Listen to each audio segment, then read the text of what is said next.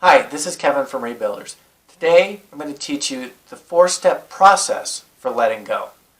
So we have a lot of people come through our coaching and our programs, and we teach the same thing for all of them. And so I want to give you this process that works over and over and over again for everybody. And it's really helpful for some people just to walk through this and understand, how do I do this? Because so many people we talk to are essentially would agree with the fact that they're lost, they're confused, they feel like a wreck, they're just trying to figure it all out, and it's really, really complicated.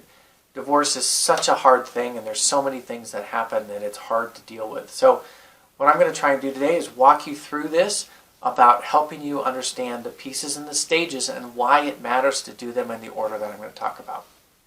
All right, so a few things. So this process that I'm talking about, it's not linear. It's not like you're going to go and do step 1, then step 2, then step 3, then step 4, and it just is easy that way.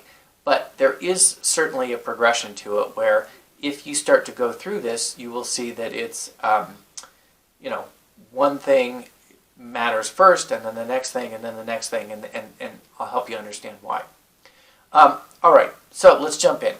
There's the 4 things that I want to talk about. The first one is your thinking.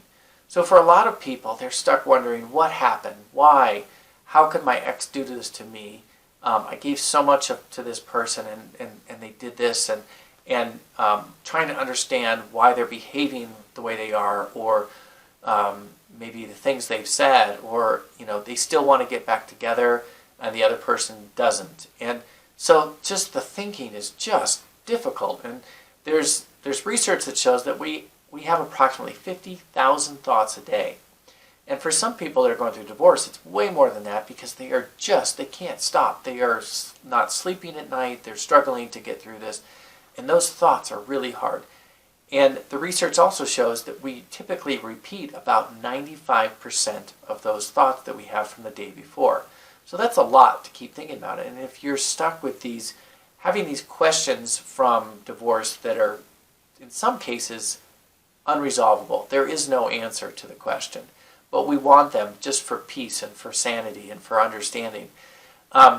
So the first step is to try and understand your thoughts and to get clear on those. So one of the little things that you can do to start with is starting to write down, what are these thoughts that you have that are more or less unconscious, the ones that just you keep thinking them over and again, but you're not really spending the time on them. So again, the what happened, why, who is this person, all those things, just writing them down.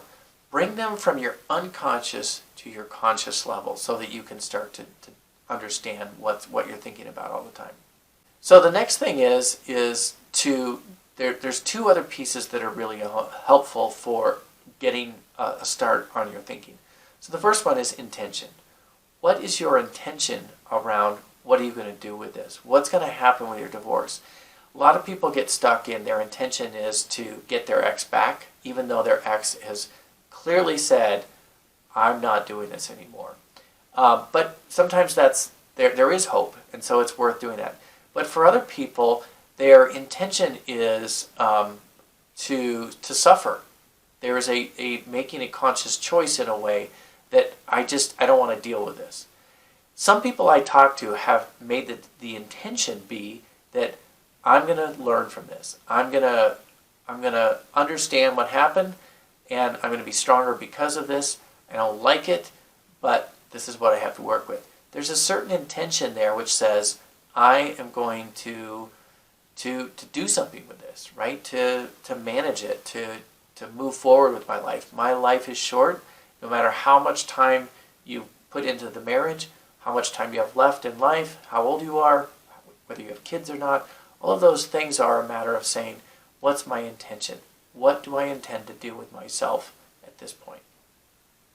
The next thing is your mindset. So one of the things that happens for a lot of people is there's this certain amount of looking at the thoughts, and I don't want to say play the victim, because I hate that word, because in some ways it's it sounds like you've been hurt in a way, but I would call it more of your mindset of feeling helpless, feeling abandoned, feeling or just thinking that you are so unable to cope with this.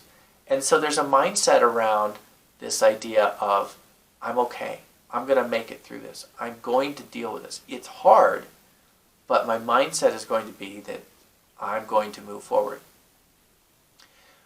All right, so that's thinking, some ideas on the process. And there's a lot there that I could talk about for a long time, but I'm giving you some real high-level things around this. All right, so after you deal with the thinking, the next step is feelings. And for a lot of people, there's three major feelings that we see that people are feeling that they're struggling with, that are difficult. So the first one is grief. Sadness, super hard, right? This is the death of your relationship. This is one of those things that's just incredibly painful. And a lot of people are struggling to know how to even grieve the death of this relationship. So going into that, dealing with that grief in a big way. So writing down what's going on for you, these things you've lost. One of the powerful things to understand about grief is that it's a response to loss. And so there's two pieces in that. One is, what's the response that you have? So a lot of people respond in different ways to this and respond differently from day to day. But, for some people it's depression, it's sadness, it's trying to, sleep all day and get away from it. Other people, they go to the gym, they try and work out, they try to see friends, they start dating, they do other things to avoid the grief. And really, the thing about grief is that you've got to really grieve, to really deal with it and let it go. And this is hard, and a lot of times it takes support and help from others to be able to do this. So I mentioned the other feelings are anger and shame. So anger is the other one. It is the most misunderstood emotion that we see out there. Anger is, a lot of times, I hear the stories of things that have happened and why someone's angry, and they're very legitimate. This is what people really feel, and I can understand why they are angry. But it's important to understand, how do you deal with this? Because anger, as we say, anger is like drinking poison hoping the other person will die. This is for you to let go of this anger. It hurts you. It hurts your health. It hurts your mind. It hurts your relationships, maybe with your children, your family, friendships, everything. Being able to get into another future relationship. Anger is super important to deal with. The last one is shame. Shame is also one of these things where a lot of people are just ashamed about the fact that their marriage has ended. They aren't sure how to deal with it. And other people around them aren't sure how to deal with it either. So there's a lot of shame in that something didn't work out, and maybe it's my fault, or there's something wrong with me, that kind of thing. All very legitimate concerns, but learning to deal with shame is different than learning to deal with anger or grief. Now, the other thing I want to say about feelings is it's super important that you deal with these feelings, and here's why. For most people, because they're difficult, because they're so painful, what happens is the way we deal with those is we numb them. We do all these other behaviors to prevent ourselves from feeling it. We compress it, we hide it away, we do other things to avoid them. But when you numb your feelings, when you numb even one feeling, you numb them all.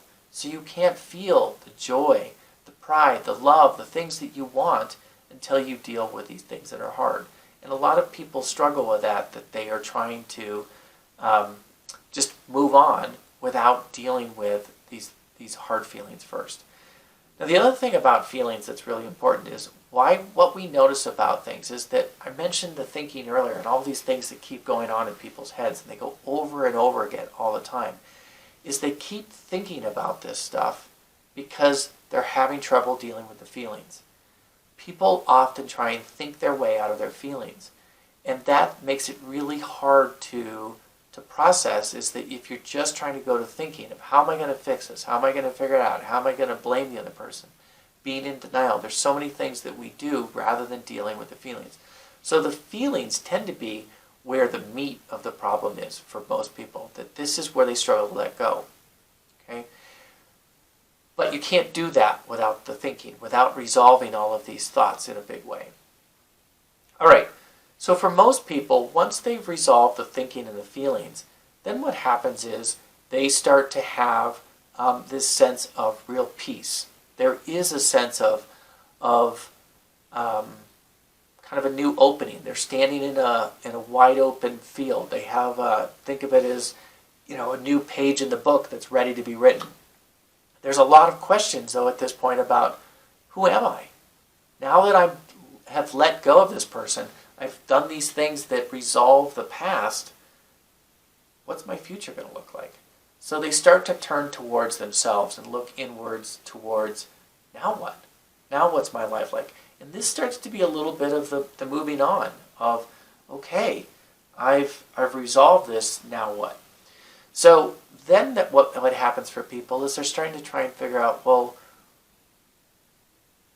what do I love? What do I believe? What do I value? Their self-esteem is where they need to spend some time of reestablishing that I'm okay. I can do this. I'm a strong person. I'm a good person. I made mistakes, but I can do this.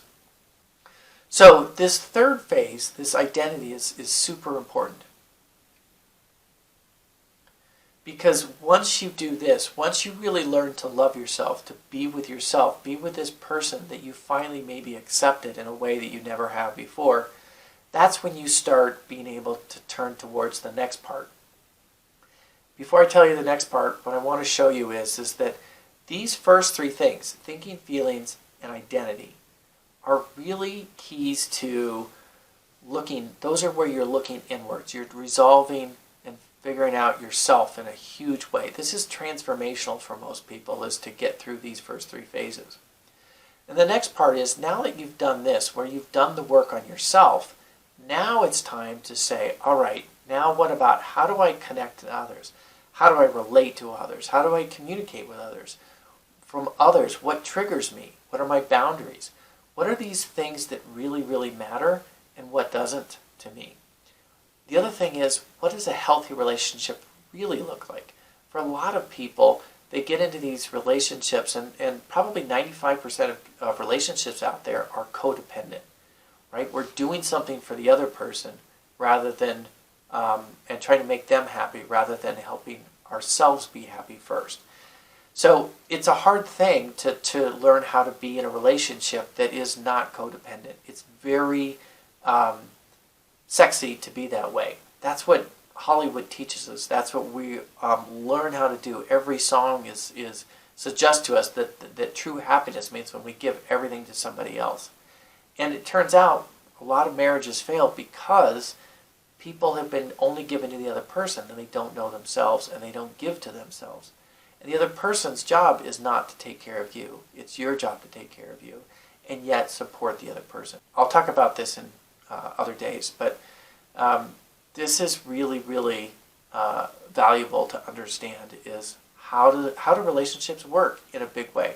And same thing, whether it's a romantic relationship or whether it's a friendship, they all have very common similarities, and learning how to be in healthy relationships with others is super important. So, those are the 4 steps: thinking, feelings, identity, and connections to others. So, I hope this was helpful. This is the kind of stuff that we do in our programs, whether it's individual coaching, our 10-week rebuilding workshop. We have a self-study program called the seminar. We have all these things, and the process is all the same. But these are the things that you work on because they've proven to be the keys to moving forward and letting go.